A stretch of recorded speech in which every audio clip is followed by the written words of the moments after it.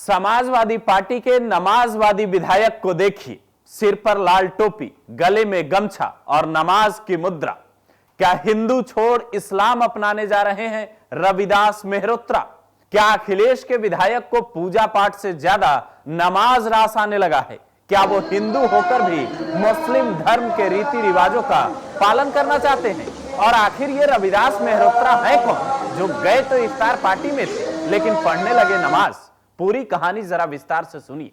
दरअसल लखनऊ में दादा मियां की दरगाह पर रोजा इफ्तार के बाद नमाज अदा की जा रही थी। उसी दौरान लखनऊ मध्य सीट से सपा के विधायक रविदास मेहरोत्रा भी पहुंच गए और सबके साथ न सिर्फ खड़े हुए बल्कि लाल टोपी लगाकर सफेद टोपी वालों को यह बताने की कोशिश करने लगे कि हम वोट के लिए कुछ भी कर सकते हैं। लेकिन उल्टा मुस्लिमों ने ही इन्हें धर लिया। मौलाना शहाबुद्दीन रिजवी तो ये तक कहने लगे कि नेताजी को अगर इस्लाम पसंद है तो आ जाइए, इस्लाम स्वीकार कर लीजिए।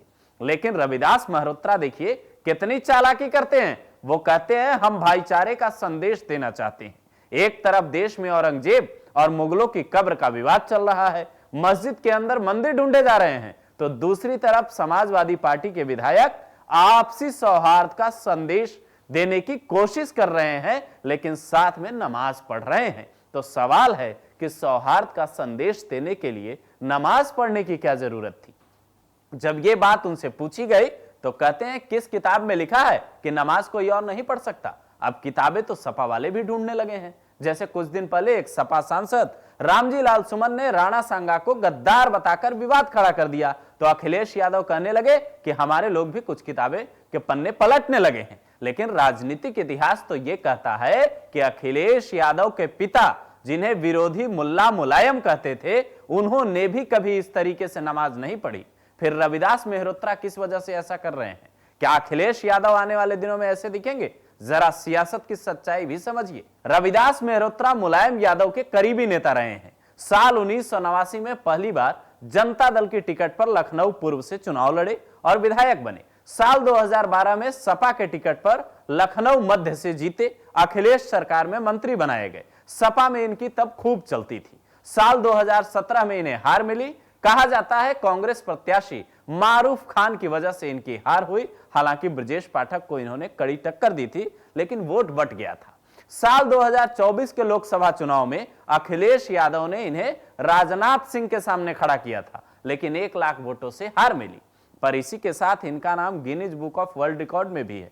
कहते हैं जनता के मुद्दों को उठाते उठाते ये 250 से ज्यादा बार जेल जा चुके हैं। लेकिन अब इनकी एक तस्वीर देखकर ऐसा लगता है जनता से ज्यादा इन्हें वोट बैंक की चिंता है, और किसी भी स्थिति में मुस्लिम वोट बैंक हाथ से न छिटकने पाए, इसकी चिंता इन्हें सताने लगी है।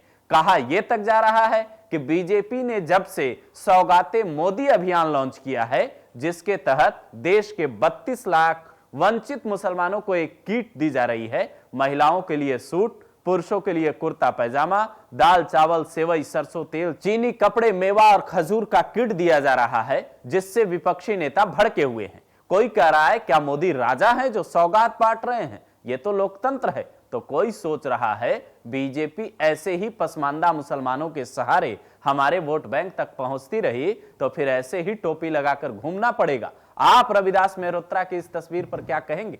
कमेंट कर अपनी राय जरूर दें।